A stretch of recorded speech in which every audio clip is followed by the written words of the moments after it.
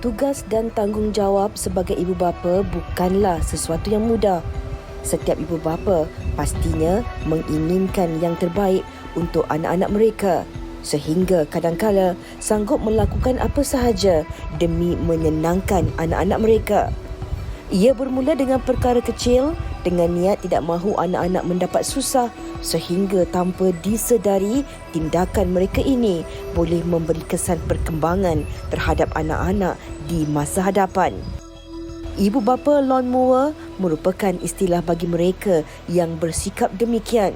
Antara tanda-tanda ibu bapa lawn mower ini adalah termasuk sering bercakap bagi pihak anak, menyelesaikan masalah untuk anak-anak mereka dan juga sering melindungi kesalahan anak-anak.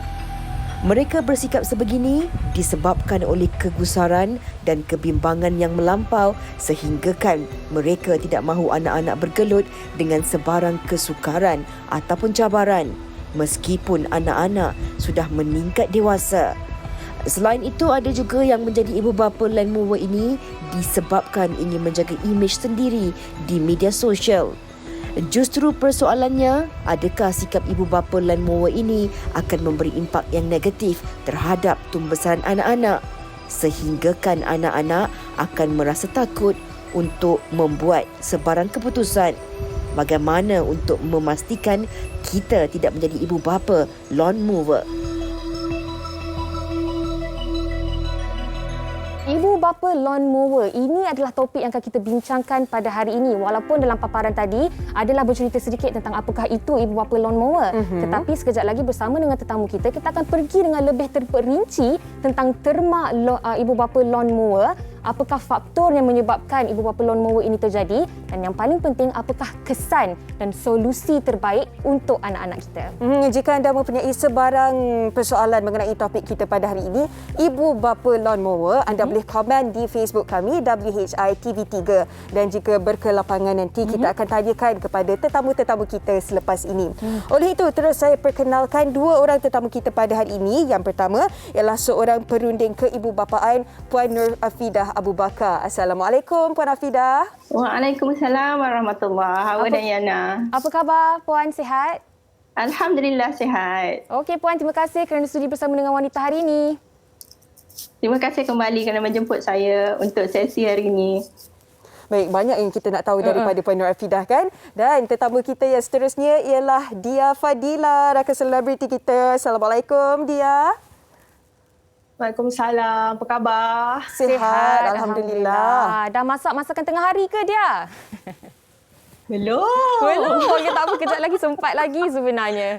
Okey, baik. Hari ini kita nak bercakap tentang ibu bapa lawn mower. Kalau dalam paparan tadi, walaupun sudah diberitahu secara ringkasnya tentang ibu bapa lawn mower ini, Puan Afidah sebagai mukadimah dan pendahuluannya, mungkin boleh diterangkan secara terperinci lagi apakah yang dimaksudkan dengan terma ibu bapa lawn mower. Sebab lawn mower ni kita tahu pemotor rumput. Jadi bagaimana kiasan ini dan bagaimana terma ini diguna sehingga ke sekarang? Bismillahirrahmanirrahim. Terima kasih Ana ya. Soalan yang sangat menarik sebagai intro ya. Walaupun dah ada penerangan tadi yang diberikan ya. Kan? Tadi Ana ada sebut pelbagai istilah lain ya. Yang bawa maksud yang sama. Antara lain juga adalah istilah snowplow parenting ataupun bulldozer parent pun istilah yang sama. Ya, kalau kita lihat ya, semua objek kan yang digunakan untuk menggambarkan ibu bapa ni adalah mempunyai fungsi yang sama. Pemotor rumput contohnya adalah untuk melancarkan dan melincirkan perjalanan agar tidak ada kemuncup, tidak ada semalu kan dalam perjalanan kita, tidak ada lalang. Itu juga snowplow untuk menolak salji yang tebal supaya kereta dapat lalu, supaya manusia dapat jalan. Dan bulldozer rasanya kita lebih maklum ya. Bulldozer, apa fungsi bulldozer untuk meratakan kan dan melancarkan jalan supaya kita dapat lalu tanpa sebarang gangguan di atas jalan raya. Jadi objek-objek ini menggambarkan betapa ibu bapa itu adalah seorang yang tidak mahu anak menghadapi cabaran, tidak mahu anak menghadapi kegagalan, tidak mahu anak silap. Dan tidak mahu ada sebarang halangan di hadapan anak. Dia mahu anak berjaya, dia mahu anak capai impian anak dan juga mahu anak capai impian dia. Ini yang paling bahaya sekali. Tidak mahu anak kecewa, tidak mahu anak gagal, tidak mahu anak menghadapi apa-apa emosi yang negatif. Ya? Mungkin kita akan bertanya apa masalahnya kan? Sebab semua ibu bapa nak anak berjaya kan? Semua ibu bapa nak anak gembira, nak happy saja kan? Jadi masalahnya adalah ibu bapa lone mower ni dia melakukan semuanya untuk anak. Dia memikul semua tanggungjawab, memikul semua tugasan yang harus dilakukan oleh anak. Dia berfikir bagi pihak anak, dia uruskan, dia aturkan, semua dia buatlah. Kan anak ni tak ada langsung peluang untuk menjadi dirinya sendiri. Itulah masalahnya di situ. Jadi kalau translation secara literalnya adalah pemotong rumput yang memotong segala rumput-rumput, lalang dan juga kemuncuk untuk kita jalan dengan tenang tanpa gangguan. Itu maksudnya. Boleh begitu. Tak nak anak-anak ini susah langsung, berdepan cabaran langsung ya. Baik, dia sudah mempunyai 2 orang anak perempuan kan? Sekarang ini berumur 11 dan 8 tahun ya? 10 dan 8 tahun. 10 dan 8 tahun. Dan pada awal-awal ketika mereka membesar, mestilah kita betul-betul jaga, tak nak terkena apa-apa bahaya langsung. Tetapi pada umur berapa sebenarnya dia berikan mereka kebebasan? Macam dia, pada awal usia mereka nak masuk ke kindergarten tu kan, 4 sampai 6 tu memang sebenarnya saya boleh dikategorikan sebagai seorang parents yang sangat paranoid. Dan juga banyak kita, sebab bila kita banyak baca, kita banyak bergaul tu, bila anak orang ni dia bercerita pasal anak dia, so parents ni cerita pasal anak dia, so sedikit sebanyak benda tu mempengaruhi dia dalam ketika ikatan yang mana yang sesuai untuk mereka berdua. Tetapi bila dah lama anak tu dah semakin membesar, and then dan maknanya dia kena terima kasih kepada husband dia, suami dia, sebab dia yang banyak bagi macam wake up call untuk dia. Macam no, tak boleh macam ni, tak boleh macam ni, tak boleh macam ni, you jangan nak paranoid sangat, jangan itu sangat, jangan itu sangat kan. So dia yang banyak meneutralkan dia. Dan bila mereka melangkah ke sekolah kebangsaan, sekolah rendah tu, dia dah bagi kebebasan pada mereka. So sekarang ni apa saja yang mereka pilih, macam kakaknya dah ada co-curriculum kan, so kita tanya dia nak masuk apa, dia nak masuk badai beruniform apa. Bukan saya yang tentukan, kalau saya dulu bola jaring kan, kakak mesti kena masuk bola jaring, mak ni wakil sekolah ni kan. Tak ada. Saya tak ada macam tu. Kita bagi kebebasan pada mereka berdua nak buat apa, tapi dengan kita punya guideline kita lah as a parents kan. Wow, kalau kita lihat ada keseimbangan lah antara dia dan juga suami kan, ada wake up call di situ. Tapi mungkin ada dalam kalangan ibu bapa tak sedar mereka ini sebenarnya terlalu mengawal anak mereka kan. Jadi sebelum kita teruskan bersama tetamu-tetamu kita nak dengarkan pandangan orang ramai mengenai ibu bapa lone mower. Jom kita dengarkan. Ibu bapa seharusnya membiarkan anak-anak mereka membuat keputusan sendiri, tetapi perlu ada pantauan. Macam saya sendiri, saya punya anak yang berumur 3 tahun. Saya akan memantau cara dia bereaksi, cara dia belajar, cara dia berkomunikasi dengan orang, supaya dia dapat rasa keyakinan diri dia. Saya mengukur tapi tak 100% sebab dalam pemilihan pakaian ataupun kasut, saya memberi diorang hak untuk memilih sendiri. Untuk anak saya yang berumur 11 tahun, memang saya didik daripada kecil untuk selesaikan masalah dia sendiri supaya dia lebih berdikari dan dia tahu yang mana baik, yang mana tidak, dan dia lebih rasa bertanggungjawab untuk selesaikan satu-satu masalah. Secara peribadinya, saya bukanlah ibu yang mengungkung sangat dan juga tidak terlalu membebaskan, bergantung pada situasi, keadaan dan perkara yang sedang dihadapi pada masa itu. Itu hak masing-masing. Sebabnya mungkin faktor umur lah. Kalau macam saya ni 50-50. Kalau mungkin dia besar nanti, saya akan lepaskan dia secara perlahan-lahan ke macam tu. Bagi saya sebagai seorang ibu, maybe dia tidak bagus untuk anak-anak tu sendiri, untuk tumbuh-besaran dia, untuk berfikir, sebab kita macam mengungkung dia punya apa saja yang dia nak buat. Bukanlah kita nak bagi kebebasan, but the thing is kita kena berhati-hatilah. Membenarkan anak membuat keputusan sendiri untuk keadaan-keadaan tertentu adalah baik, sebab anak boleh belajar pengalaman, boleh belajar kadang-kadang keputusan tu betul ke, salah ke? Ada kalanya perlu, tapi selalunya saya akan lebih beri kebebasan kepada anak saya untuk buat keputusan dia sendiri, sebab itu salah satu cara untuk mendidik dia untuk menjadi seorang yang bertanggungjawab dan seorang yang berdikari di masa akan datang. Sebenarnya memang ada kalanya perlu dikawal anak-anak ini kan, tetapi bila kita sebagai seorang manusia pun bila ada cabaran ataupun bila kita buat kesilapan, itulah yang mematangkan kita. Betul. Supaya bila ada masalah akan datang ni mudah saja kita belajar daripada perkara-perkara tersebut. Betul. Ini ada satu kisah yang dikongsikan oleh penonton kita di Facebook. Natira Muhammad Yusof katanya, masa anak tunggal saya tadika hingga SPM, saya memang mengaku saya lawn mower. Saya tidak sanggup membiarkan anak saya menghadapi masalah. Alhamdulillah anak saya tidak pernah ambil kesempatan atas perhatian saya. Tahun 2017 anak saya masuk asasi. Mulai dari itu anak saya tinggal di college dan saya tidak dapat lagi menjadi lawn mower. Kini anak saya dah berumur 21 tahun, menjalani praktikal dan sedikit demi sedikit saya tidak lagi 100% menjadi lawn mower. Wah, saya kira ini perkongsian yang menarik sebenarnya sebab lawn mowernya berperingkat. Betul. Dan ini juga yang saya nak tanyakan kepada Puan Nafida. Tak ada ibu bapa yang tak nak benda terbaik untuk anak-anak mereka. Tetapi mungkin dalam tidak sedar, mereka ni sebenarnya menjadi ibu bapa lawn mower. Jadi mungkin Puan Nafida boleh kongsikan juga apa antara sebab ataupun faktor yang membuatkan ada dalam kalangan ibu bapa yang menjadi ibu bapa lawn mower dan apakah contoh tindakan lawn mower tersebut? Silakan Puan. Terima kasih Yana.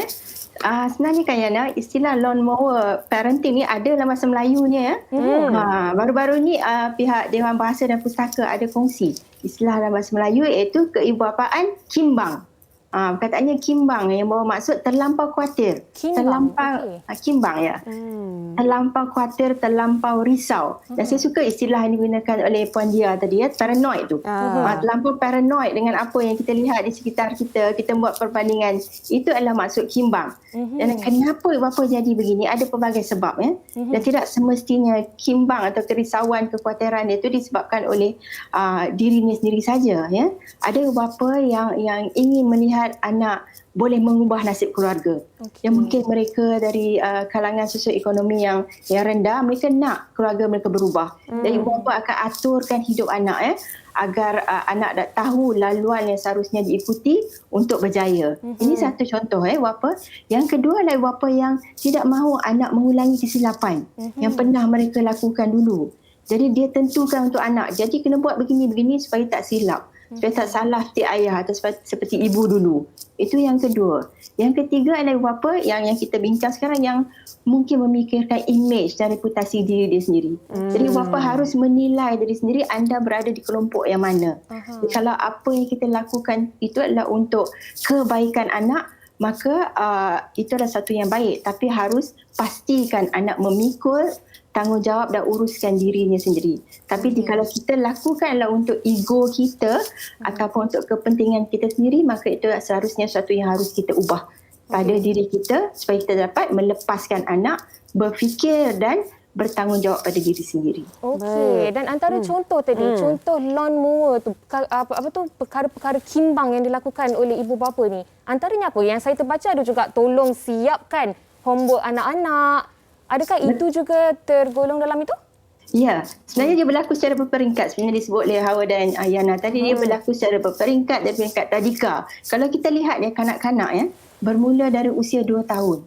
Dia nak uruskan diri dia sendiri. Semua dia nak buat sendiri. Dia nak suap sendiri, dia nak pakai sendiri, dia nak semualah nak buat sendiri. Dia tak mahu kita bantu. Ini adalah perkembangan yang sihat pada diri kanak-kanak. Bukan kerana mereka besar kepala dan sebagainya, tidak. Ini adalah perkembangan sihat. Biar mereka uruskan sendiri, buat sendiri tapi dengan bimbingan dan dengan pemantauan. Supaya mereka membina skill. Skill inilah yang kita nak terapkan pada anak secara berperingkat dari kecil ke peringkat rendah, peringkat menengah dan akhirnya dewasa. Dewasa pun kita nak bina skill juga ya. Sebab ada juga saya lihat ataupun saya dengar kisah bagaimana pelajar universiti masih lagi ibu bapa masuk campur dalam urusan pembelajaran mereka. Puan Jia dah angguk, mungkin Puan Jia lebih arif di situ. Ada juga ibu bapa yang menghadiri temu duga bersama anak-anak kerana risau. Ada ibu bapa yang menghubungi majikan. Betul. Sebagaimana itu harus dilakukan oleh anak, ibu bapa yang mengambil alih tanggungjawab itu. Jadi inilah contoh keibubapaan kimbang ataupun lawnmower parenting. Ekstrim tu Banyak Yaina. juga. Tambah-tambah bila ibu bapa menghubungi majikan kerana contoh anak tak balik rumah, kerja sepatutnya 9 sampai pukul 5 tapi pukul 6 baru balik. Ataupun lebih teruk lagi, ibu bapa call majikan, kenapa tak dapat, anak saya tak dapat kerja ni. Alamak, mungkin bahaya tu. terjadi. Baik, tadi dia ada kongsikan pernah melalui fasa paranoid kan dalam penjagaan anak-anak perempuan ini. Jadi contoh apa yang berlaku, apa yang buatkan dia paranoid ketika itu? Okey. Jujur saya katakan masa awalnya usia anak saya yang pertama, ketika usia dia 5 ke 6 tahun, ikut pada kawan-kawan dia yang lain, dia orang lain dah boleh baca. Anak orang lain dah boleh baca. Anak saya ketika itu masih lagi slow. Dia punya reading tu masih slow.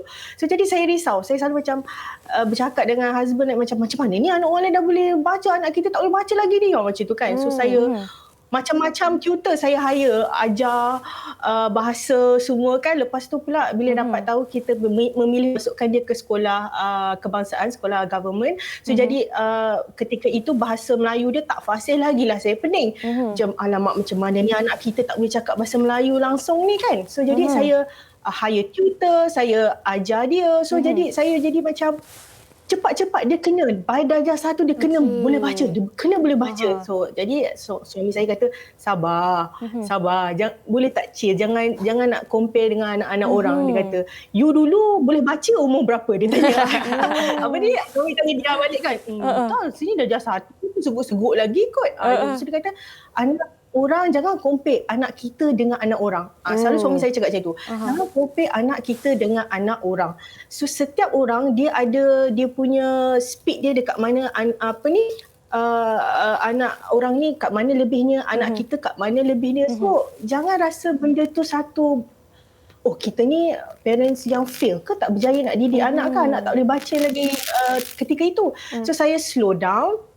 Dan saya pun ketika itu agak rush lah dengan kasih garang-garang menitis saya mata dia bila mengajar belajar dengan saya baca kan. Saya rasa bila dia tidur tu macam alamak, I'm sorry but I have to, you know. Saya macam explain kat dia, kakak mami buat macam ni sebab kawan-kawan nanti kakak kena belajar, kakak kena kena baca, nanti mami tak ada dekat sekolah tolong kakak kan. Betul. So and then dia saya kurangkan saya punya pushy tu. So lama kelamaan alhamdulillah 3 bulan sebelum dia melangkah ke darjah 1 dia dah boleh membaca dengan lancar. So time tu bolehlah husband saya macam tengok kan, cubalah sabar sikit. Betul kan. sebab alhamdulillah betul. Sebab benda-benda itulah saya ketika itu saya macam, tapi anak orang lain. Ya, sebab dia progres anak-anak tu mungkin dia boleh setuju kan. Progres anak-anak tu berbeza-beza dan apabila kita mula membandingkan anak kita dengan anak orang lain, terutamanya sekarang dengan zaman media sosial dan sebagainya, kita sendiri yang rasa tertekan dengan keadaan itu dan secara tak langsung kita yang menjadi ibu bapa lawnmower. Tetapi saya tertarik untuk baca satu komen oleh rakan kita di Facebook oleh Umi Wahidah Muhammad yang mengatakan, saya mempraktikkan Montessori pedagogi di mana kita melayan anak kita seperti seorang dewasa, bukannya seorang kanak-kanak. A kid should be treated that way to be able to do daily routine on his own and we should guide and monitor. Guide dan monitor. Ini yang Puan Rafidah katakan tadi. I agree dengan benda tu. Sangat agree. Sangat agree sebab walaupun ketika itu anak saya tidak mahir membaca, tapi saya sebagai ibu saya bangga sebab ketika itu dia kalau pergi rumah orang ke, pergi rumah nenek dia ke apa ke, dia macam ambil pinggan, can I help you? Mami, can I help you? Can I help you? So saya macam alamak tak, walaupun dia kurang membaca kat situ tapi segi lain dengan usia dia begitu, saya rasa macam alhamdulillah kan. Maksud dia ada benda yang dia a bit ni macam ni, tapi ada benda yang kita patut. Mungkin kita sebagai ibu bapa tak sedar, mungkin rasa benda tu tak penting, tapi bagi dia saya memang menitik beratkan juga benda tu. Itu sebab tadi Puan Nur kata tadi bila universiti tadi tu saya tersenyum sebab mengingatkan zaman saya masa saya mula-mula masuk universiti. Dia ibu bapa saya tiap minggu ambil cuci. Cuci baju. So dia takkan saya macam duduk di pertama kali kan keluar kan belajar dekat UiTM dulu, so di college. So saya tiap minggu balik ibu bapa bawa baju. So ibu bapa saya cuci. So saya dia tak nak saya rasa susah. Sebenarnya tapi kan untuk anak-anak saya sebenarnya kan dia saya pun pernah melalui fasa itu. Yes, Sorry? Saya pun pernah melalui fasa itu dan apa yang dikongsikan oleh dia ini pastinya ramai lagi orang yang boleh relate. Dan kita ada banyak lagi soalan yang kita nak tanya sebenarnya kepada dia dan juga kepada Puan Nafidah. Tetapi dalam waktu yang singkat ini, pentingnya untuk kita faham apakah kesan ibu bapa lawn mower ini khususnya kepada pembesaran anak-anak. Adakah ianya akan memberi kesan jangka masa pendek dan jangka masa panjang yang negatif kepada anak? Jadi Puan Nafidah mungkin boleh memberikan input dari sudut ini dan sekaligus memberi konklusi untuk topik kita pada hari ini. Silakan. Okey. Sebenarnya setiap anak mempunyai perkembangan, fasa perkembangan mereka yang tersendiri dan mereka berkembang pada fasa yang berbeza-beza. Dan bapa harus tahu setiap anak mempunyai kelebihan yang tersendiri. Kalau mengikut kajiannya, ada 8 jenis kelebihan yang terdapat pada manusia berbeza-beza. Semua ada kelebihan. Jadi bapa kena kenal pasti. Kena kenal pasti apakah kelebihan yang dimiliki oleh setiap seorang anak. Jadi dengan mengenal pasti kelebihan, dengan memahami perkembangan, maka ibu bapa tidak rasa tertekan. Kerana menjadi lawn mower parent ni disebabkan oleh ibu bapa yang tertekan, ibu bapa yang paranoid, ibu bapa yang kimbang ni.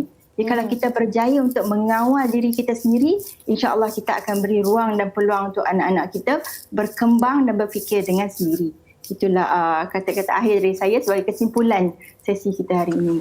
Baik, terima kasih Puan Nur Afidah. Dia pula kita nak dengarkan pesanan dia kepada ibu bapa di luar sana supaya beri ruang kepada anak-anak mereka, beri kebebasan kepada anak-anak mereka. Silakan dia.